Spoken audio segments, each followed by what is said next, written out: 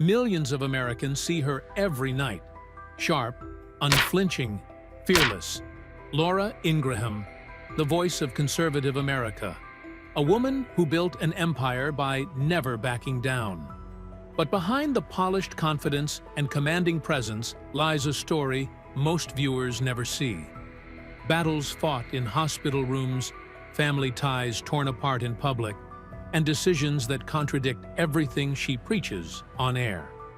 At 41, a cancer diagnosis changed her life. Surgery, chemotherapy, radiation, and when she returned, she was not the same woman. How much of the person we see on TV is a mask, and how much reflects the real struggles she endured?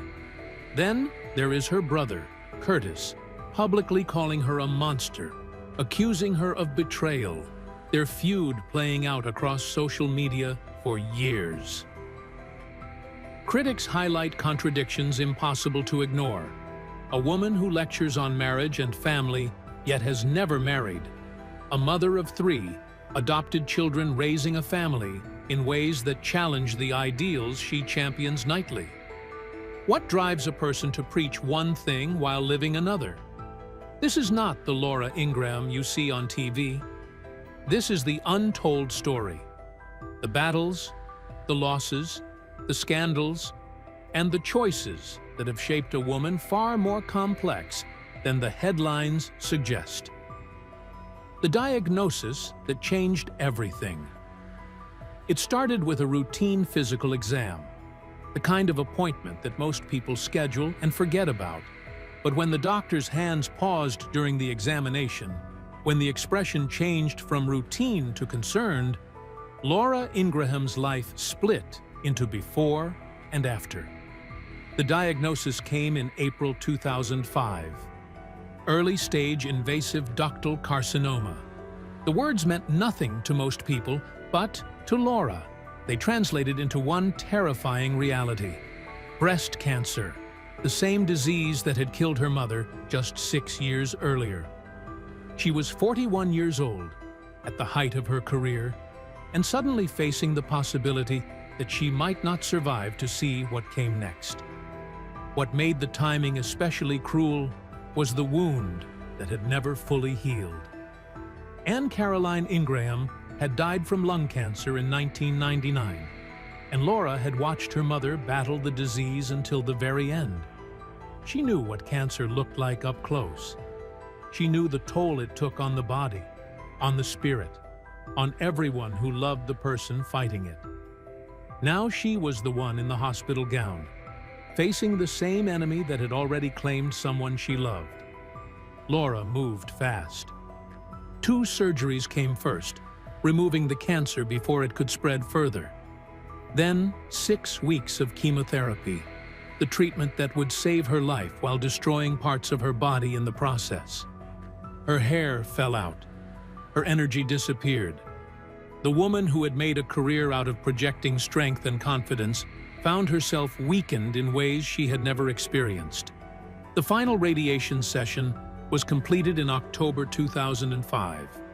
By early 2006, while her hair was still growing back in patches, Laura was back on camera. Not from a comfortable studio, but from Baghdad, broadcasting live from a war zone as if to prove to herself and the world that the disease had not broken her. It was a statement as much as a job assignment. Years later, Laura would refuse to call herself a cancer survivor. The word felt too passive, she explained, as if survival meant simply enduring rather than fighting. She preferred to call herself a thriver, someone who had gone through the experience and come out the other side, not just alive, but transformed. The cancer had given her clarity about what mattered. It had stripped away the trivial concerns that consume most people's days and forced her to focus on the things that actually meant something. She credited her recovery to 3 things: her faith, which she described as the foundation that held everything else together; the friends who called, wrote letters, and prayed for her throughout the treatment; and the determination to not let the disease define who she was or dictate what her life would become. There was one bittersweet comfort in the timing. Her mother had died before Laura's diagnosis. Anne Caroline Ingraham never had to experience the fear of watching her daughter battle the same disease that had taken her own life. Laura has said publicly that she finds meaning in this, even as she acknowledges the complicated emotions that come with it. Her mother was spared that particular pain, even if the cost was that Laura faced her battle without her mother's presence. The brother who called her a monster. Family conflicts happen in private for most people. Disagreements stay behind closed doors. Harsh words are spoken and then forgotten, or at least kept out of public view. But the war between Laura Ingraham and her brother Curtis has played out in interviews, on social media, and in headlines that have followed both of them for years. Curtis Ingraham is a teacher in California. He is openly gay. And he has made it his personal mission to challenge his sister's public statements whenever he believes she has crossed a line. In a 2018 interview that shocked many who followed Laura's career, Curtis called his own sister a monster. He accused her of promoting divisiveness, of building a career on anger and destruction rather than honest debate. He suggested that their troubled childhood, including what he described as an abusive father with extremist sympathies, had shaped the person Laura became. The accusations did not stop with that interview. On Twitter, Curtis has positioned himself as what he calls a sibling fact-checker, responding to Laura's posts with corrections, criticisms, and calls for advertisers to drop her show.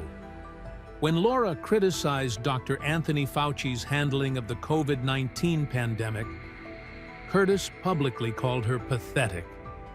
When she took positions on gun violence or immigration that he found offensive, he responded in real time, making sure the public knew that her own brother disagreed with everything she stood for.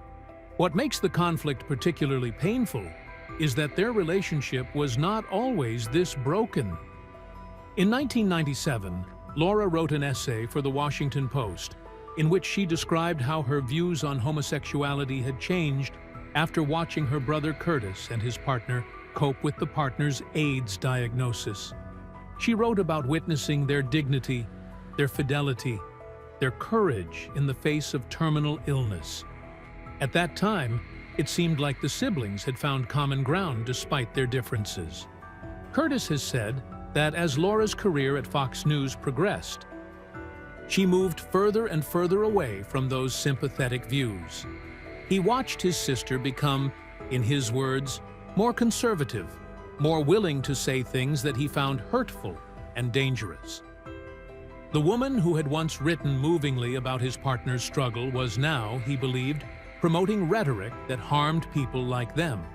He has called her a racist. He has called her a Nazi sympathizer. He has said that she cares more about her paycheck than the well-being of the world. Laura's public response to her brother's attacks has been measured, almost restrained.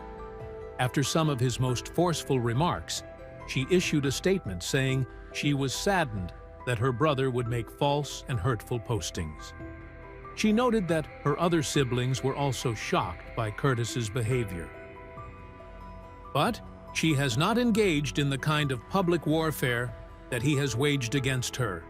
Whether that restraint comes from a desire to protect what remains of their family relationship, or simply a strategic choice to avoid amplifying the conflict, only Laura knows for certain. The single mother who preaches tradition. In 2025, Laura Ingraham sparked a wave of criticism after a segment on her show in which she questioned why younger Americans, particularly Gen Z, were not prioritizing marriage and children.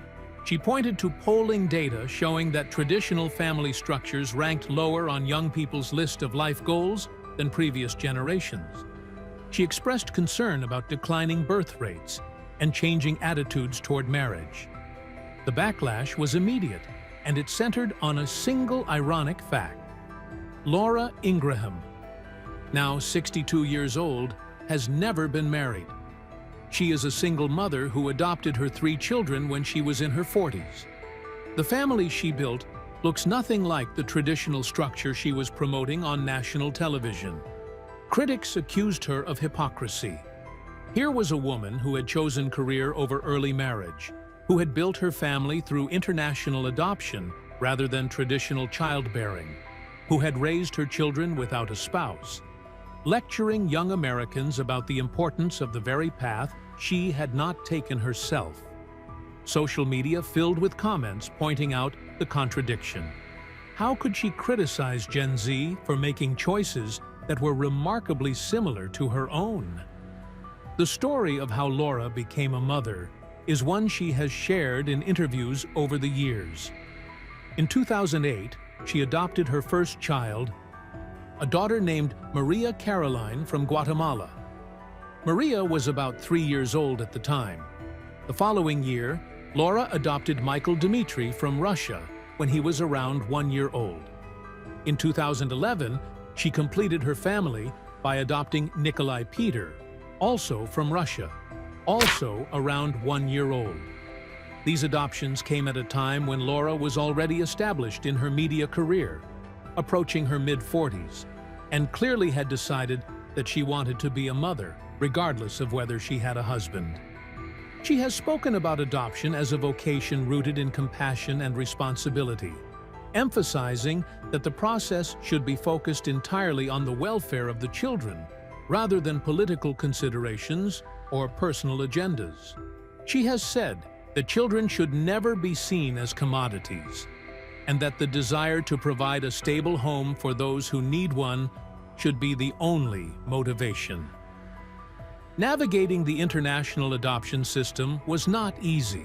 By the time Laura was adopting her sons from Russia, that country was tightening restrictions on foreign adoptions. The bureaucratic hurdles were enormous. Many nations do not permit single parents to adopt at all. Birth mothers often prefer 2-parent homes. Laura has been honest about the difficulty, describing the process as having too many ups and downs to even remember. Once she brought her children home, balancing single parenthood with her demanding career became its own challenge. Nightly television duties, radio appearances, writing projects, public speaking engagements. All of it had to be managed alongside homework help, bedtime routines, and the countless small moments that make up a child's life. Laura has called single parenthood the hardest challenge she has ever faced, even harder than cancer, even harder than the public controversies that have defined her career. Her parenting style, as she has described it, blends discipline with intentional bonding. She makes it a nightly habit for each child to share something positive from their day, a practice designed to build emotional resilience. She has been strict about technology, refusing to let her children have smartphones before high school, and advocating for flip phones as a safer alternative for younger kids. Her daughter Maria is now a young adult. Her sons Michael and Nikolai have been kept largely out of the public eye, protected from the spotlight that follows their mother everywhere she goes. The relationships that never lasted. Laura Ingraham has never publicly explained why she never married, but the history of her romantic relationships offers some clues about the path she chose instead. Her first known serious relationship dates back to her college years at Dartmouth, where she dated fellow conservative commentator Dinesh D'Souza. The two were reportedly engaged at one point in the early 1980s, bonded by shared political beliefs and mutual ambition. But the engagement ended before they reached the altar. Despite the breakup, they remained friends over the following decades. In 2014, when D'Souza faced legal troubles, Laura wrote a letter in his support, suggesting that whatever ended their romantic relationship had not destroyed the underlying connection between them. In the late 1990s, Laura was romantically linked to Keith Olbermann, the liberal commentator who would later become one of the most outspoken critics of conservative media. It was an unlikely pairing given their sharply different political views, and the relationship was brief. Neither of them ever publicly confirmed the details of what happened between them. There were also rumors connecting her to Robert Torricelli, the former Democratic senator from New Jersey. Once again, the political contrast made headlines, but the relationship, if it existed at all, did not last long enough to become a permanent part of her story. The most public chapter of Laura's romantic life came in 2005 when she became engaged to James V. Reyes, a businessman she had met on a blind date. They planned to marry in the spring of that year. Then came the cancer diagnosis. Laura focused on treatment and recovery, and the engagement was called off. Whether the cancer directly caused the end of the relationship or simply coincided with other factors, the result was the same. Laura emerged from her health crisis single and, as it turned out, would remain that way. After recovering, she turned her attention to adoption and motherhood, rather than pursuing marriage. She has said that her family and career provide her with fulfillment, without the need for a spouse. The demanding schedule of a nightly television show, the constant public attention, the controversies that follow her everywhere, all of it leaves little room for the kind of relationship that might lead to marriage. Whether this was a conscious choice or simply the way her life unfolded, Laura has made peace with it. The controversies that keep coming. Laura Ingraham's career has been defined as much by controversy as by success. Her commentary on demographic change in America has drawn accusations that she is promoting the Great Replacement theory, a conspiracy rooted in white nationalist thinking that claims Western populations are being deliberately replaced by non-white immigrants. On her show, she has warned about massive demographic changes being imposed on Americans without their consent, describing immigration as an invasion and suggesting that political opponents are trying to replace existing voters with newly naturalized citizens. Critics say these are not neutral observations, but political rhetoric. Watchdog groups have called her out repeatedly, but Laura has continued making these arguments, defending them as legitimate concerns about policy and culture rather than racist dog whistles. In 2018, she faced one of the biggest advertiser boycotts of her career after mocking David Hogg, a survivor of the Parkland school shooting who had become a gun control activist. Laura tweeted about Hogg being rejected by several colleges, a comment that many saw as targeting a teenager still grieving classmates killed in a massacre. Hogg responded by urging his followers to contact her advertisers, and within days, major companies began pulling their support. About 27 sponsors cut ties with her show. Laura issued a public apology, though Hogg said she only did so because she was losing money, not because she was genuinely remorseful. The most memorable controversy came in February 2018, when LeBron James and Kevin Durant spoke publicly about politics and expressed criticism of then-President Donald Trump. Laura's response became instantly infamous. She told the NBA superstars to shut up and dribble, arguing that professional athletes should keep political commentary to themselves. The backlash was enormous. LeBron responded by saying he would not limit his voice to athletics, that he meant too much to society and too much to young people to stay silent. The hashtag became a rallying cry.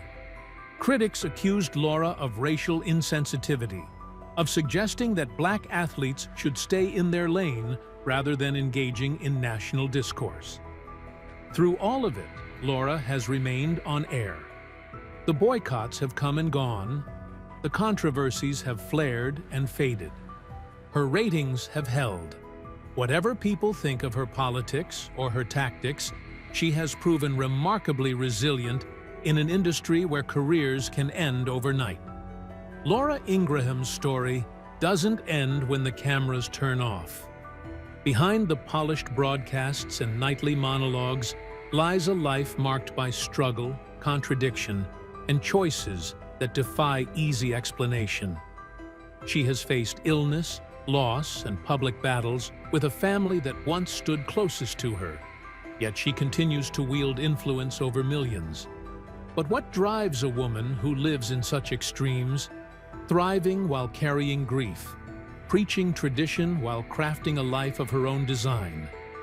How much of what we see is calculated, and how much is survival, shaped by forces no audience could ever understand? And perhaps the most pressing question of all, as her story continues to unfold, what truths remain hidden, waiting to emerge and challenge the narrative we think we know? The answers are not simple. They are buried in the tension between the public and private, the image and the reality, the victories and the sacrifices. And one thing is certain, this is far from over.